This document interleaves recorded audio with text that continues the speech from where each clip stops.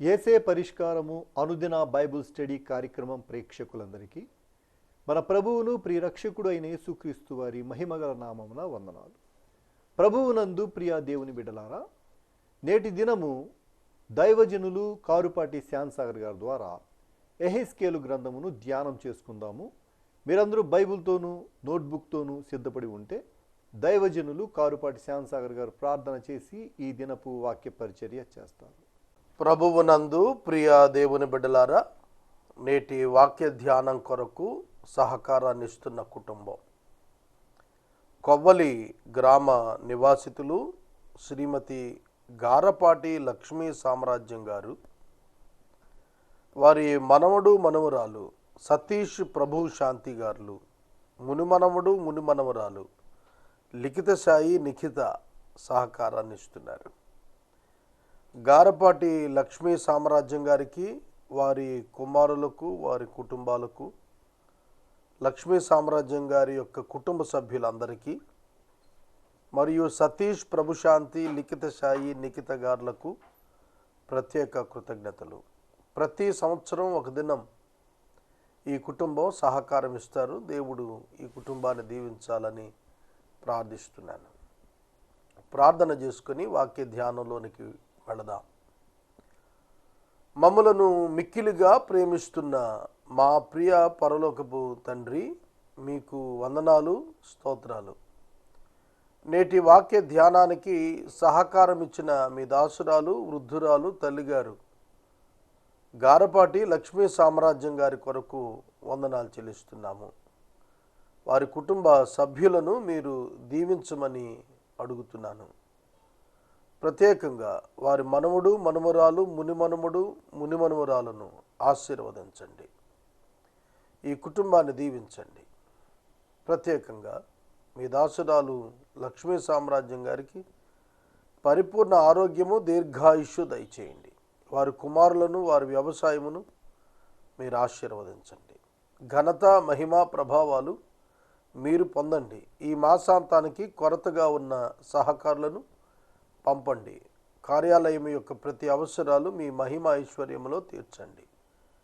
వాక్యం వింటున్న మా ప్రేక్షకులందరినీ మీరు దర్శించండి. మా రక్షకుడైన యేసు నామమున ప్రార్థిస్తున్నాము తండ్రి, ఆమెన్. ప్రభువునందు ప్రియ దేవుని బిడ్డలారా, మీ పరిశుద్ధ బైబిల్ గ్రంథాన్ని తెరవండి. ఎహెస్కేలు గ్రంథము 16వ అధ్యాయము మీ ఎదుట ఉంచుకోండి. వాక్యములోనికి వెళ్లే ముందు ఒక అనౌన్స్మెంట్. డిసెంబర్ 10వ తారీఖు నాటికి ఏసే పరిష్కారం 5000 ఎపిసోడ్స్ ప్రసారం పూర్తవుతుంది. 25 సంవత్సరాల పరిచర్య సందర్భంగా silver jubilee thanksgiving meet 5000 episodes సంపూర్తయిన సందర్భంగా ఏర్పాటు చేయాలనుకుంటున్నాం. దీనిలో నూతనంగా ఒక మిషన్స్ మినిస్ట్రీ ఎస్టాబ్లిష్ చేయాలని నేను ఆశపడుతున్నాను. జమ్మూ కాశ్మీర్, హిమాచల్ ప్రదేశ్ అండ్ పంజాబ్ టాప్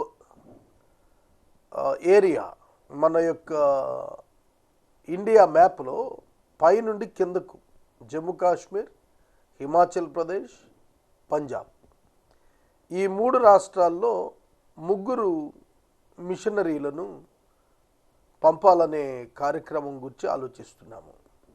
భారతదేశంలో 29 రాష్ట్రాలు మరియు కేంద్రపాలితాలు, వీటన్నింట వచ్చే సంవత్సరం ఆఖరికి మిషనరీస్ను పంపి అక్కడున్న వారి మిషన్స్తో పార్ట్నర్షిప్లో మినిస్ట్రీస్ను ఎస్టాబ్లిష్ చేయాలనుకుంటున్నాం. దీని నిమిత్తం ప్రార్థిస్తున్నాను. మీకు ఆసక్తి ఉంటే అవుట్ రీచ్ మినిస్ట్రీస్ ప్రప్రథమంగా సిక్కుల మధ్య సేవ చేస్తున్న టార్సెమ్మస్సి అనే ఒక మిషనరీని ఆ దినం సాక్ష్యం చెప్పి మీ మధ్య నుండి పంపాలని మేము ఆశిస్తున్నాం. కనుక ఒక మిషన్స్ పరిచర్య ప్రారంభిస్తుండగా దీని కొరకు మీరు ప్రార్థించాలని నేను మనవి చేస్తున్నాను. సో డిసెంబర్ 12వ తారీఖు లోపట ప్రతి ఆదివారం ఈ అనౌన్స్మెంట్ నేను మీ ముందుకు తీసుకొని వస్తాను. జ్ఞాపకం ఉంచుకోనండి, ప్రార్థించండి. ఇక వాక్యంలోనికి వెళదాం. యెహెజ్కేలు గ్రంథము 16వ అధ్యాయము 44వ వచనము నుండి వాక్యాన్ని గమనించాలి. యెహెజ్కేలు ఇశ్రాయేలు అను పట్టణము యొక్క పాపమును గూర్చి మాట్లాడుతూ, నీ తండ్రి అమోరీయుడు, నీ తల్లి హిత్తీయురాలు, నీవు కనాను సంబంధించిన దానవు అని మాట్లాడాడు. Background of the city Jerusalem. Jerusalem అనే పదములో షాలేం అనే పేరుంది. అబ్రహాము కాలములో షాలేము రాజు మెల్కీసెదకు అబ్రహామును ఎదుర్కొన్నట్టుగా రాశాడు. యెరూషలేము కనానీయుల ప్రాంతం. దీని బ్యాక్గ్రౌండ్ అమోరీయులు నివసించిన ప్రాంతం, హిత్తీయులు నివసించిన ప్రాంతం. ఆదికాండం 23వ అధ్యాయంలో హిత్తీయుడు ఆయన ఎక్రోను పొలమే అబ్రహాం గారు మక్పేలా గుహ తన భార్య సమాధి కొరకు కొనుక్కున్నాడు. కాబట్టి ఇశ్రాయేలీయులు కనానులో ప్రవేశించే నాటికంటే ముందు అబ్రహాము, ఇస్సాకు, యాకోబు, యోసేపు, అమ్రాము, మోషే. కనుక ఈ జనరేషన్స్ తరువాత 4 తరముల తరువాత మోషే వచ్చాడు. 5వ జనరేషన్ అబ్రహాం నుండి. దేవుడు చెప్పాడు ఆదికాండం 15వ అధ్యాయంలో, అమోరీయుల స్వాస్థ్యంలో నుంచి వారి పాపము పరిపూర్ణమైంది కనుక అక్కడి నుంచి వాళ్ళు తరివేసి అక్కడ ఆ స్థలాన్ని ఇశ్రాయేలీయులకు దేవుడు ఏర్పాటు చేస్తున్నట్టుగా చెప్పాడు. కనుక అమోరీయులు, హిత్తీయులు నివసించినటువంటి యెరూషలేము, యెబూసీయులు అనబడిన వారు నివసించిన యెరూషలేము, సొదొమ గొమొరాలను, షోమ్రోనును, ఐగుప్తును సహోదరులుగా కలిగి ఉంది అని అన్నాడు. అంటే షోమ్రోను విగ్రహారాధన, ఐగుప్తు విగ్రహారాధన మనం చూస్తున్నప్పుడు చాలా తేటగా విగ్రహారాధనా స్థలాలతో అక్కజెళ్ళిళ్ళు అంటే ఒకటే మోస, ఒకటే విధానం అన్నమాట. కనుక వారందరిలోకి నిన్ను నేను ప్రత్యేకించుకున్నాను, నిన్ను ఏర్పాటు చేసుకున్నాను, వివాహ సంబంధమైనటువంటి నిబంధన నీతో చేశాను నేను వాళ్ళందరి మధ్య. వాళ్ళందరూ పాపాలు చేస్తుంటే వాళ్ళకంటే ఎక్కువ పాపం చేశావు నువ్వు. నా మాట విసర్జించావు, నన్ను తృణీకరించావు, విగ్రహాలు తెచ్చుకున్నావు, పిల్లలను బలులు ఇచ్చావు. యెరూషలేము పట్టణమా? నీ సహోదరులైన షోమ్రోను, నీ సహోదరులైన ఐగుప్తు, నీ సహోదరులైన ఇతర దేశాలు, సొదొమ గొమొర్రా, ఇవన్నీ కూడా సిగ్గుపడేటంతటి చెడ్డ కార్యాలు నువ్వు చేశావు. ఎబామినేషన్స్, హేయకృత్యాలు చేశావు. కనుక నువ్వు నాశనానికి తగిన దానవు, నువ్వు అవమానానికి తగిన దానవు యెరూషలేమా అని చెప్పి దేవుడు మాట్లాడుతున్నాడు. 44వ వచనం దగ్గరికి వద్దాం. సామెతలు చెప్పువారు అందరూ తల్లి ఎట్టిదో బిడ్డయు అట్టిదే అని నిన్ను గూర్చి అందరూ, పెనిమిటిని బిడ్డలను విడనాడిన నీ తల్లితో నీవు సాటిదానవు. పెనిమిటిని బిడ్డలను విడనాడిన నీ అక్క చెల్లెండ్రతో నీవు సాటిదానవు. నీ తల్లి హిత్తీయురాలు, నీ తండ్రి అమోరీయుడు. నీ ప్రక్కన నివసించు షోమ్రోను, దాని కుమార్తెలు నీ అక్కలు. నీ కుడి ప్రక్కన నివసించు సొదొమాయు, గొమొరాయు నీకు చెల్లెళ్ళు. వారి ప్రవర్తన అనుసరించుటయు, వారి చేయు హేయకృత్యలు చేయుటయు స్వల్పకార్యమని ఎంచి వారి నడతలను మించునట్లుగా నీవు చెడు మార్గముల యందు ప్రవర్తన చేసేదివి. యెరూషలేము పట్టణం అమోరీయులు, హిత్తీయుల యొక్క బ్యాక్గ్రౌండ్తో, కననైట్ కల్చర్తో విగ్రహారాధన చేస్తూ భర్తను బిడ్డలను విడిచినటువంటిది హ్యార్లెట్, వేశ్యతో పోల్చాడు. భర్తను వదిలేసింది, బిడ్డలను వదిలేసింది. అంటే మోస్ట్ ఇర్రెస్పాన్సిబుల్ ఉమెన్, ఆమెతో పోల్చాడు. అలా నీ తల్లి చేసింది నువ్వు చేసావు, నీ అక్క చేసినది అని అన్నాడు. అంటే whole family is adulterous family, వ్యభిచారభరితమైన కుటుంబం. ఆ పట్టణాలు అలా కుటుంబంగా వన్ సెట్ ఆఫ్ ఫ్యామిలీతో పోల్చాడు. వాళ్ళందరిది ఒకటే తరగతి అంటే అది అర్థం, అదంతా ఒకటే కుటుంబం అంటే అది అర్థం. కుటుంబం అన్నప్పుడు రిలేషన్ ఎక్స్ప్లెయిన్ చేస్తుంది. జెంటైల్ నేషన్స్ అన్నీ కూడా ఎట్లా ఉన్నాయో నువ్వు కూడా అట్లాగే తయారయ్యావు.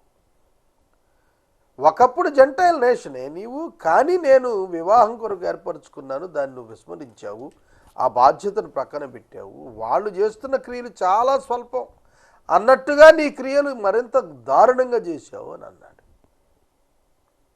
చూడండి, దేవుడు రక్షించుకున్న పట్టణం, ఏర్పరచుకున్న పట్టణం, దేవుడు నివాసమున్న పట్టణం, మందిరమున్న పట్టణం, దేవుని ప్రజలున్న పట్టణం. ఈ పట్టణం ఎంత నమ్మకంగా ఉండాల్సింది. ప్రభువుకు నమ్మకత్వం చూపాల్సిన పట్టణం అపనమ్మకత్వం చూపింది. వివాహం చేసుకున్న స్త్రీ భర్తకు నమ్మకంగా ఉండాలి, వేరొక పురుషుని ఆశించకూడదు, అది హేయము. అయితే యెరూషలేము పట్టణం దేవునితో వివాహ సంబంధమైన నిబంధన చేసుకొని దేవుని విడిచి అన్య దేవతలను తీసుకొచ్చుకొని వ్యభిచరించాయి. ఆధ్యాత్మిక వ్యభిచారముతో పోల్చాడు ఆ విగ్రహారాధనని. నీవును నీ కుమార్తెలు చేసినట్లు నీ చెల్లెలైన సొదొమయు దాని కుమార్తెలు చేసిన వారు కారని నా జీవముతోడు ప్రమాణం చేస్తున్నాను, ఇది యెహోవా వాక్కు. నీ చెల్లెలైన సొదొమ చేసిన దోషం ఏదనగా దానికిని దాని కుమార్తెలకును కలిగిన గర్వమును, ఆహార సమృద్ధియు, నిర్విచార సుఖస్థితియు అనున్నదే. అది దీనులకు దరిద్రులకు సహాయం చేయక ఉన్నది. వారు అహంకరించి నా దృష్టికి హేయకృత్యులు చేసిన కనుక నేను చూచి వారిని వెళ్ళగొట్టాను. సొదొమ గొమొర్రా పట్టణాలు నాశనం చేయబడటానికి కారణం, దేవుడు వాళ్ళని నాశనం చేయటానికి కారణం, నిర్జనంగా చేయటానికి పట్టణానికి కారణం ఏంటంటే వారి అహంకారం, వారి గర్వం, వారి సమృద్ధి, వారి సుఖస్థితి. ఇవేమీ తప్పు కాదు. మరి తప్పేమిటి? ఇవి కలిగి ఉండుట తప్పు కాదు, వీటి బట్టి గర్వించుట తప్పు. ఆహారం కలిగి ఉండటం తప్పు కాదు, సమృద్ధి కలిగి ఉండటం తప్పు కాదు, కానీ గర్వము కలిగి ఉండుట తప్పు. పాపం ఏమిటంటే గర్వం కలిగి ఉండుట. సుఖమును ప్రేమించుట, దేవుని కంటే అధికముగా సుఖాన్ని ప్రేమించుట, ఇది దాని యొక్క లక్షణం. అంతేకాక సహాయము చేయకుండా ఉందట. ఎవరికి? దీనులకు దరిద్రులకు. ఒక దీనుడు ఒక దరిద్రుడు నీ యొద్దకు వస్తే కెన్ యూ హెల్ప్ హిమ్? వారికి సహాయం చేస్తావా? ఈ వాక్యం చెబుతుండగా నాకు ఈ పరీక్ష వస్తే నేను పాస్ అవుతానా ఈ పరీక్షలో? ఒక దీనుడు ఒక దరిద్రుడు సహాయం కొరకు నీ ఇంటికి వస్తే ఈ దినం కెన్ యూ హెల్ప్ హిమ్? నువ్వు సహాయం చేస్తావా అతనికి? It is a test for you. Today it is a test for you. ఇవాళ నీకు అదొక పరీక్షగా దేవుడు ఇచ్చి ఉంటే నువ్వు పాస్ అవుతావా ఆ పరీక్షలో? నాకెందుకు అని తప్పుకుంటావా? కనుక దేవుని పట్టణము పేదలకు దీనులకు సహాయముగా నిలవాలి. దేవుని ప్రజలు సహాయకులుగా నిలవాలి. That is the purpose of the believer, machine of the believer. దాన్ని వదిలిపెట్టేసి నీ ఇష్టానుకూలంగా బ్రతికావు నువ్వు. వారు అహంకరించి నా దృష్టికి క్రియలు చేశారు కనుక నేను వాడిని వెళ్ళగొట్టాను.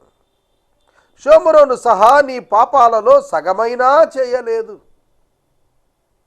దేవుడు ప్రతి పాపమును లెక్కిస్తున్నాడు.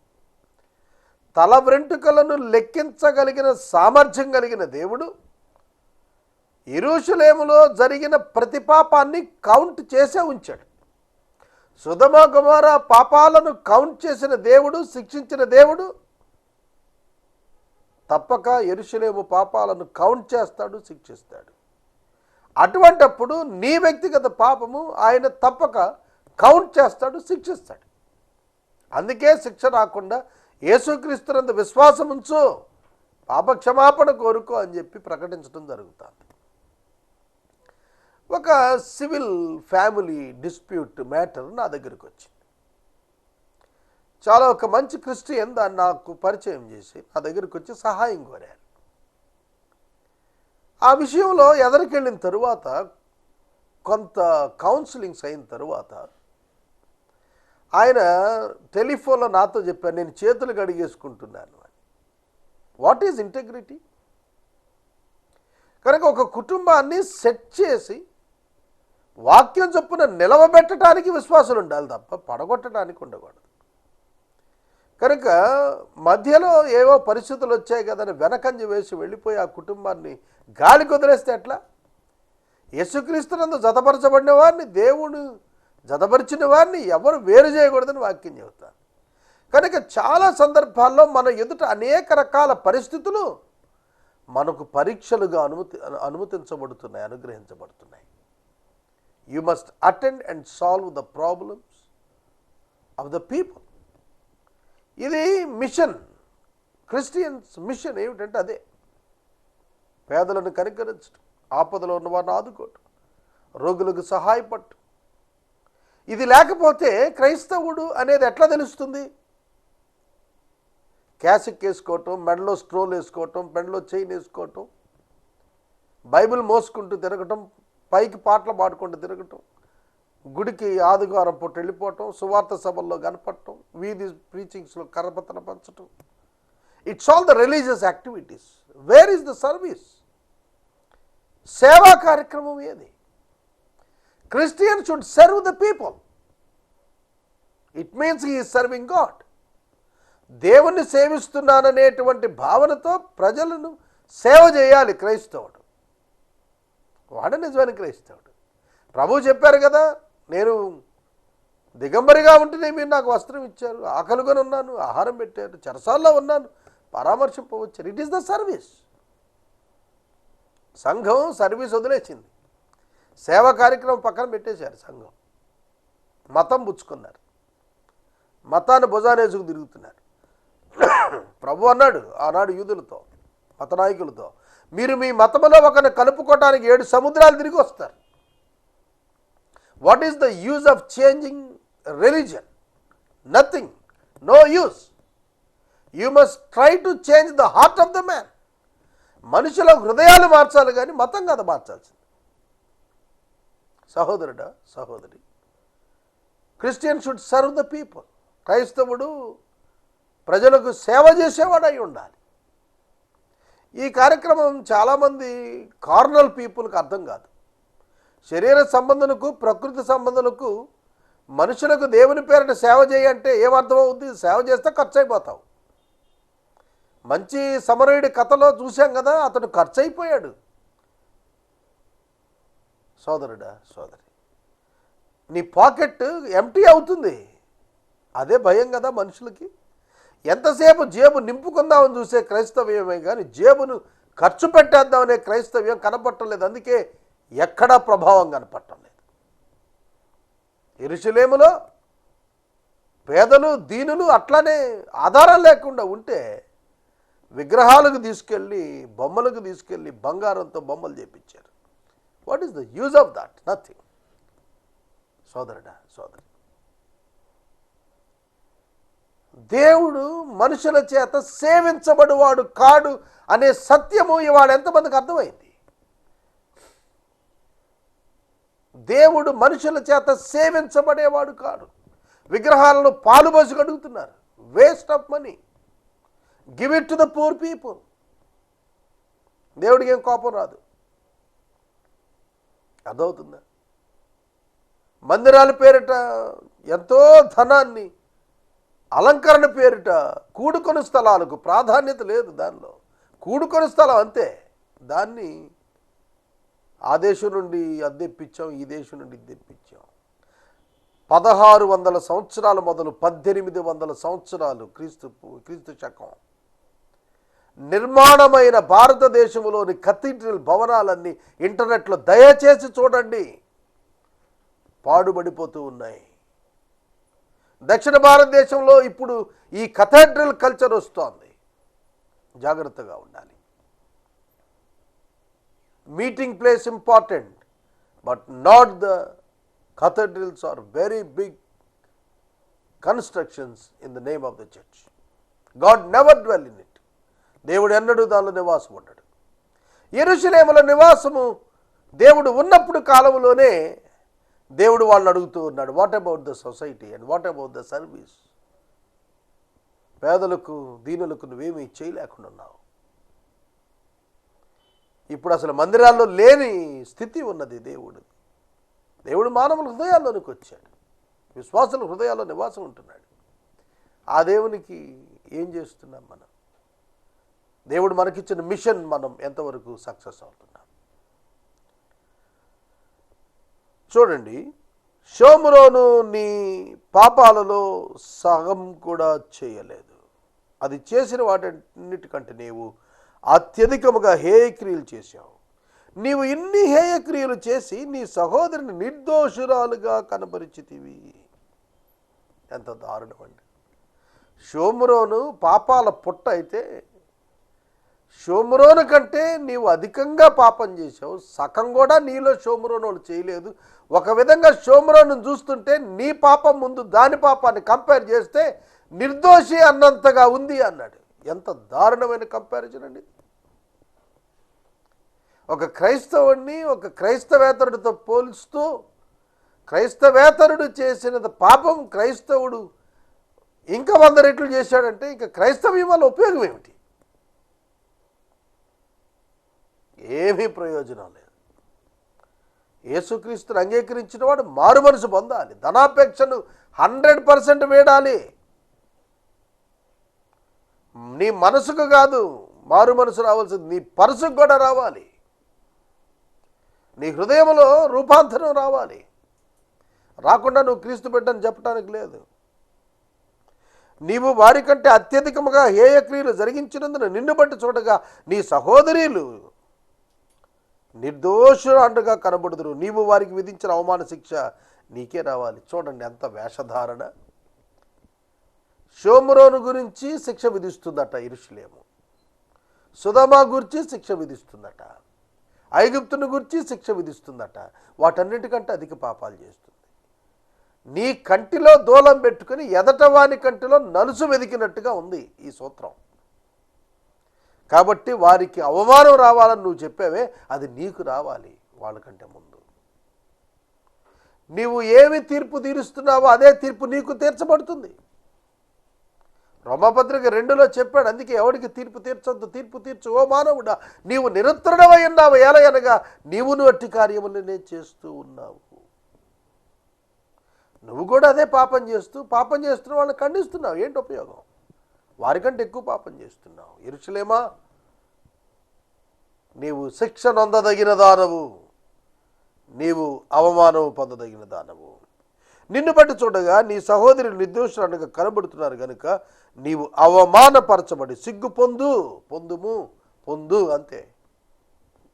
దేవుడు శిక్ష ఇస్తున్నాడు.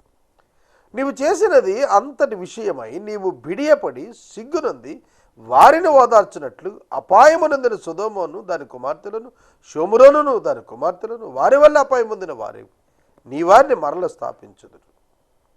సొదొమయో దాని కుమార్తెలు దాని పూర్వస్థితికి వస్తారు, షోమ్రోను దాని కుమార్తెలు పూర్వస్థితికి వస్తారు, నీవు నీ కుమార్తెలు పూర్వస్థితికి వస్తారు. దేవుని ప్రేమ కొన్ని సందర్భాల్లో నాకు అసలు అర్థం కాలేదండి. ఏమిటి ఈ ప్రేమ అసలు? పైన నీకు అవమానం తగినది అంటున్నాడు, నువ్వు బయటికి తరివేస్తానంటున్నాడు, మళ్ళీ అంటున్నాడు నీ కుమార్తెలు మళ్ళీ వస్తారులే అంటున్నాడు. ఓహో, వండర్ఫుల్ లవ్, అగాపే ప్రేమ. తృణీకరించిన వారిని ప్రేమించి సమకూర్చే ప్రేమ యేసయ్య ప్రేమ, దేవుని యొక్క ప్రేమ. యెరూషలేమా, సొదొమ, షోమ్రోను, మీ భయంకరమైన పాపాలను బట్టి శిక్ష వచ్చినా మీ తర్వాత వారిని నేను మరలా జ్ఞాపకం చేసుకొని వారి వారి స్వస్థలాలకు తీసుకొస్తాను. I will restore them again in there promised lands. వారి కొరకు నేను నియమించినటువంటి స్థలాలలోనికి మరలా వారిని తీసుకొస్తాను. I'm not going to kill them completely. వాళ్ళందరినీ చంపేయను నేను, శేషాన్ని మిగిలిస్తాను, వెనక్కి తీసుకొస్తాను. దేవుడు మాట ఇచ్చాడు, మాట తప్పేవాడు కాదు ఆయన. నీ దుర్మార్గము వెల్లడి చేయబడక ముందు నీవు గర్వించి ఉన్నప్పుడు నీ చెల్లెలకు సుధమ ప్రస్తావం ఎత్తకపోతివి. చూడండి, పాపం బయట పడక మునుపు సుధమ ప్రస్తావన ఎత్తలేదట, మోసం చేసిందట, హేయక్రియలు చేసింది, అందుకే అది భరించాలని అన్నాడు. అంటే మనుషులు ఎలా ఉంటారంటే దొరికే వరకు దొంగలు, దొరికే వరకు దొరలే, దొంగను తేలే వరకు దొర అన్నట్టుగా చలామణి అయిపోతున్నారు. యెరూషలేము స్పిరిచువల్గా ఉన్నట్టుగా చలామణి అయిపోతుంది. దేన్ని చూపించి? మందిరాన్ని చూపించి, ధర్మశాస్త్రం చూపించి, దేవుని యొక్క ప్రజెన్స్ ఆ ప్రాంతం మీద చూపించి, చాలామంది మేము పలానా డినామినేషన్కి వెళ్తాం కాబట్టి ఇక మాకు డోకా లేదు, మేము పరలోకం అన్నట్టుగా బతికేస్తున్నారు. హృదయంలో మారు మనసు లేకుండా వేషధారణ చేత ఏమిటి నువ్వు పొందేది? బ్రదర్, మీరు ఏ ఫెలోషిప్, ఏ చర్చి, ఏ అసోసియేషన్, ఏ సంస్థ అని అడుగుతారు. ఫలానా, అబ్బో చాలా గొప్ప సేవకుడు దానిలోనే ఉన్నారే అంటే, ఒక గొప్ప సేవకుడు స్థాపించిన దానిలోకి గుడికి వెళ్తున్నంత మాత్రం పరలోకానికి వీసా ఇచ్చేస్తారా నీకు? మారు మనసు పొందు, మారు మనసు పొందు. మారు మనసు పొందకుండా నిన్ను నువ్వు మోసం చేసుకుంటూ, నీ జీవితాన్ని మార్పు చేసుకుండా, ప్రభువుని అంగీకరించుకోకుండా ప్రభు సన్నిధిలో ఎట్లా ఉండగలుగుతావు? దేవుడు తృణీకరిస్తాడు అటువంటి వారిని. ప్రభు యెహోవా ఇలా సెలవిస్తున్నాడు, చేసిన నిబంధనను భంగం చేయాలని ప్రమాణమును తృణీకరించుదానా, నీవు చేసినట్టే నేను నీకు చేయబోతున్నాను. మోసపోకుడి, దేవుడు వెక్కిరించబడడు. నరుడు దేనిని విత్తుతాడో దాన్నే కోస్తాడు. కనుక మోసం చేసిన యెరూషలేముకి మోసమే జరుగుతోంది. నీ ఎవరి దినములందు నేను నీతో చేసిన నిబంధన జ్ఞాపకం తెచ్చుకుని ఒక నిత్య నిబంధన నీతో చేసి దాన్ని స్థిరపరుస్తాను. నీ అక్క చెల్లెండ్రు నీవు చేసిన నిబంధన పాలువారు కాకుండాను నేను వారిని నీ కుమార్తెలకు ఇవ్వబోతున్నాను. నీవు వారిని చేర్చుకున్నప్పుడు నీ ప్రవర్తన మనసుకు తెచ్చుకొని సిగ్గుపడదు. నేను యెహోవానని నీవు తెలుసుకున్నట్లు నేను నీతో నా నిబంధన స్థిరపరచదను. నీవు చేసినది అంతటి నిమిత్తం నేను ప్రాయశ్చిత్తం చేయగా దానిని మనసుకు తెచ్చుకుని సిగ్గుపడి సిగ్గుచేత నోరు మూసుకుందువు. ఇదే యెహోవా వాక్కు. Gentile salvation along with the juice in new testament periods. నూతన నిబంధన కృపా కాలంలో యూదులతో పాటుగా అన్యుల యొక్క రక్షణ తీసుకొచ్చినప్పుడు అన్యుల యొక్క రక్షణను చూసి యూదులు తాము చేసిన పాపమును బట్టి సిగ్గుపడే దినం ఒకటి ఉంది, అది ప్రభు యొక్క రాకడ. ఆనాడు వాళ్ళు సిగ్గుపడతారు. సెకండ్ ఆ ట్రిబ్యులేషన్ పీరియడ్లో సెకండ్ పార్ట్ ఉంది చూశారు, 3.5 సంవత్సరాలు చివరిది. దానిలో వారికి అర్థమవుతుంది, అయ్యో మా పాపాన్ని బట్టి కదా మేము విడిచిపెట్టబడ్డాం, అన్యులందరికీ రక్షణ దొరికింది, మేము సిగ్గుపడుతున్నామని. సిగ్గుపడేది ఎప్పుడు? యూదులు అన్యుల యొక్క రక్షణార్థమైనప్పుడు, తమతో పాటు అన్యులను సమాన వారసులుగా దేవుడు డిక్లేర్ చేసినప్పుడు వారు తెలుసుకుని అయ్యో మేము పాపం చేశామని ఆ రోజున సిగ్గుపడే పరిస్థితి ఉంది. కనుక దేవుడు రక్షణ అందరికీ ఇవ్వటానికి న్యూ టెస్టిమెంట్ క్రొత్త నిబంధన చేస్తున్నాడు అనేది ఈ అధ్యాయం ముగింపులో మనం చూడగలుగుతున్నాం. నేటి వాక్య ధ్యానమునకు సహకారం ఇచ్చిన కుటుంబం కొవ్వలి గ్రామ నివాసితులు గారపాటి లక్ష్మీ సామ్రాజ్యం గారు, కుటుంబ సభ్యులు సతీష్, ప్రభుశాంతి, లిఖిత గారు సహకారం ఇస్తున్నారు. సతీష్ గారికి, ప్రభుశాంతి గారికి, నిఖిత గారులకు, తల్లిగారు లక్ష్మీ సామ్రాజ్యం గారికి ధన్యవాదాలు. మనము ఇంతవరకు దైవజనులు కారుపాటి శ్యామ్సాగర్ గారి ద్వారా యెహెజ్కేలు గ్రంథమును ధ్యానం చేసుకున్నాము. ఈ కార్యక్రమం ద్వారా మీరు పొందుకొనుచున్న ఆత్మీయ మేలులు ఒక ఉత్తరం ద్వారా మాకు తెలియచేయండి. మీ ప్రార్థనా మనవులు మాకు తెలియచేస్తే ఏసే పరిష్కారం కార్యాలయంలో ఏర్పాటు చేసిన ప్రత్యేక ప్రార్థనా శిబిరంలో మీ కొరకు ప్రార్థిస్తాం. మీ కుటుంబ పక్షముగా ఒక ఎపిసోడ్ ప్రసారం చేయాలనుకున్నారు మాకు తెలియచేస్తే మా సిబ్బంది మీ గృహాలను దర్శిస్తారు. ముగింపు ప్రార్థన ఆశీర్వాదాలతో ఈ కార్యక్రమాన్ని ముగించుకుందాం. ప్రార్థించుకుందాం. మమ్మల్ని మిక్కిలిగా ప్రేమిస్తున్న మా తండ్రి, వందనములు. లక్ష్మీ సామ్రాజ్యం గారి కుటుంబమును సభ్యులను ఆశీర్వదించండి. నూతన ఎపిసోడ్ సహకారాలను పంపించండి.